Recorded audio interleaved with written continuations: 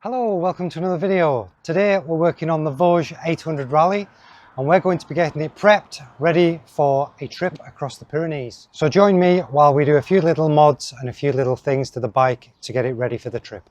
We now have the Andy on the bike Aoocci RT3 Plus tablet holder on the Voge. So we're going to be using the tablet and the DMD2 app for all the tracks and the routes along the way. I use SW Motech tank bags on all my bikes, so they all have the magnetic ring. So I have bought the Pro tank ring here for the Voge DS900X, but I am led to believe it'll also fit the 800. We might just need to cut down the screws a little bit. So we'll get on with that now and see how we get on. Inside the kit you get the tank ring and the fasteners and then some instructions of how to do it. So we'll start by removing the screws out of the original. So the Pro tank ring is magnetic like this. It comes apart and you can see that it actually is only held to the bike with 3 of the fixings, and then this goes on top and then you use some like grub screws to lock the magnetic bit to this base. So we'll start by removing these 3. So it comes with these little spacers that we need to drop in there because the new screws aren't going to be dropped inside there. And then this should allow that to sit flush or ever so slightly proud.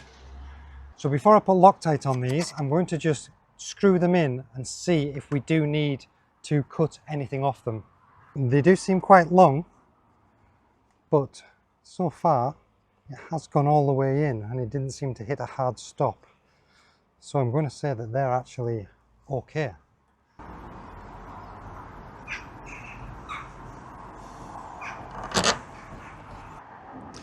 Right, so that's those 3 in now with thread locker on and then just nipped up. Now I'm going to put a tiny bit of the thread locker on these because these ones do not go very tight at all. Just a tiny amount. And then the magnetic top can just snap into position like that. And then lastly, these little grub screw type things just go on there to hold the magnet to the base.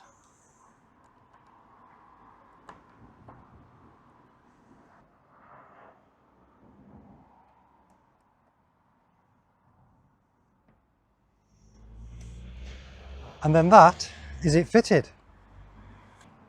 As you can see on the base of the bag, you can move this forwards and backwards depending on where you want it to sit on the tank. And then it clips in on a magnet and then you just pull this to release it. Hopefully we get lucky and where it is on my other bike is exactly the same spot I need it on this bike. So we'll just put it on now and see if it's okay. So that does fit, and you can see we have a bit of clearance all the way around. There is a bit of an overlap there which is a bit unsightly, but I think that'll do nicely for what we need. Right, that's that job done.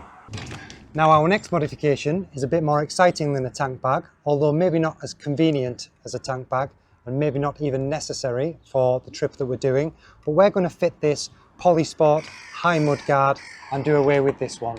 So that should mean any rocks or mud are less likely to get built up underneath this mud guard. Now the downside of having a high mud guard would be high speed stability and also a bit of rain protection from the engine and the radiator and things, but that's just a compromise that we're willing to take. So the new mud guard is going to mount to these original mounting points. So we're going to need to take this off and the brake line bracket off, and then we're going to use this 3D printed bracket to mount that back up there, and then these 4 new mounting points is what will hold the new mudguard on. So using a T30 we're going to remove the original brackets.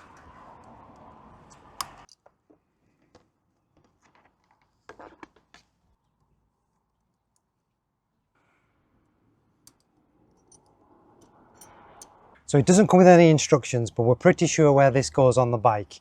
And this mudguard needs drilling, and it has a flat surface there that needs to drill through. So we're just going to put it roughly in the middle, and then I'm just putting a little mark.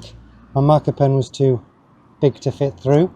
Now we need to just drill a hole. The securing bolts are 6mm, but we're just going to put a smaller hole through first to make sure, and then we'll go through with a slightly bigger than 6mm, maybe 6.5, 7mm, so that we can get a little bit of movement if I've not got it perfectly aligned.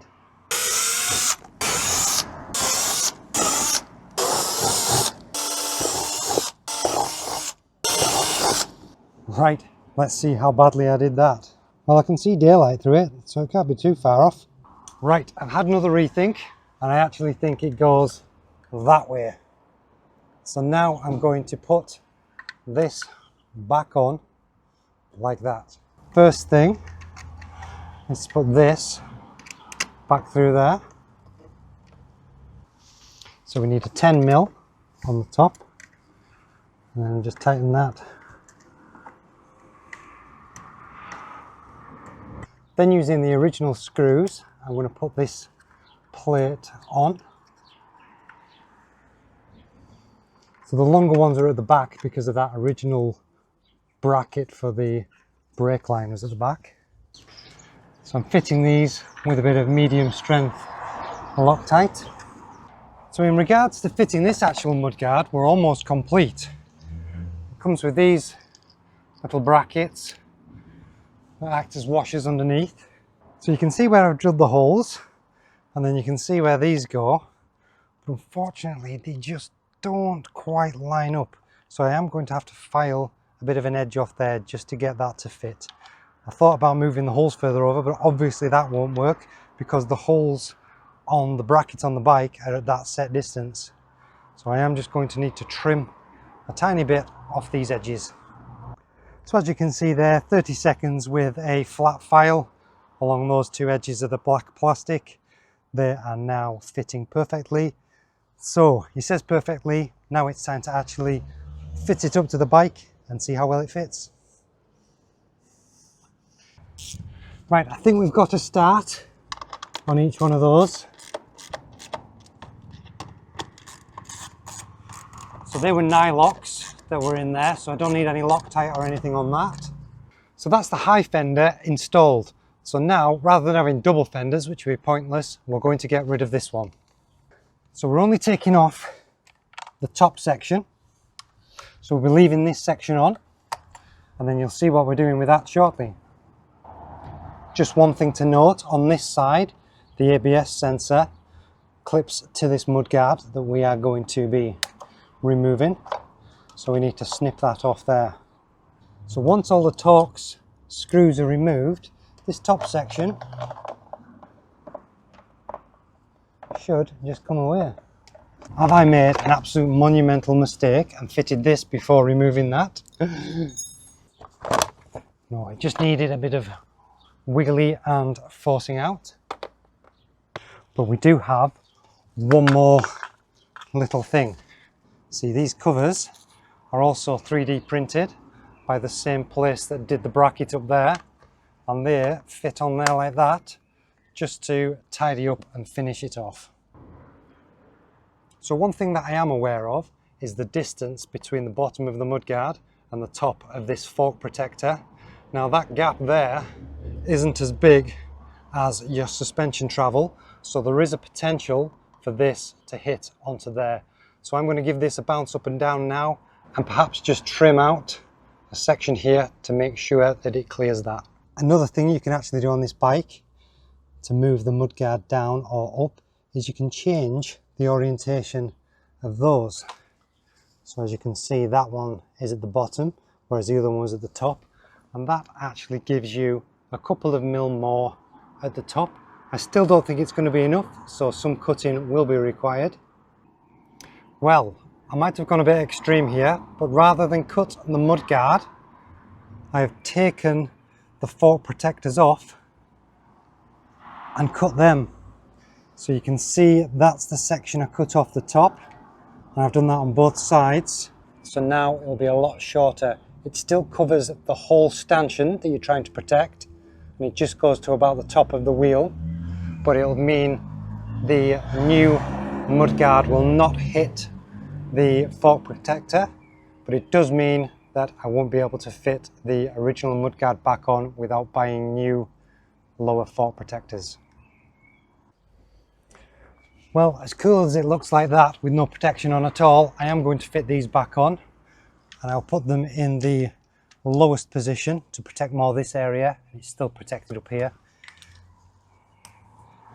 I'll put a bit of Loctite on those.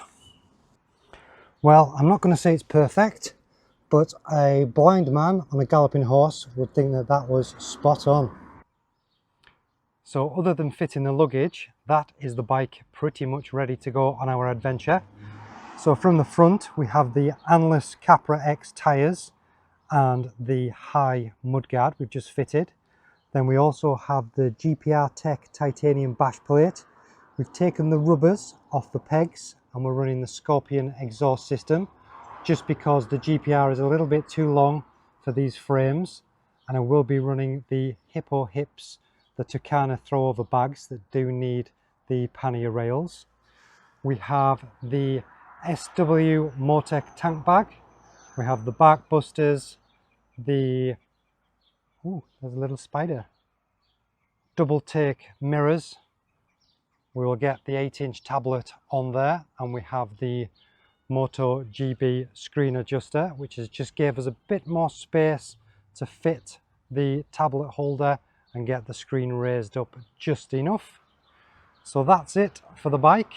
As you can see, it's looking pretty awesome, and I'm looking forward to doing the Pyrenees ACT over the next week. So thanks very much for watching that, and I hope you give us a like and subscribe. Give us a comment, tell me if you like the bike, tell me if you think there's anything else that I should have done or shouldn't have done.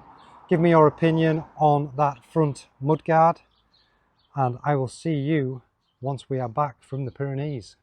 Cheers, bye bye.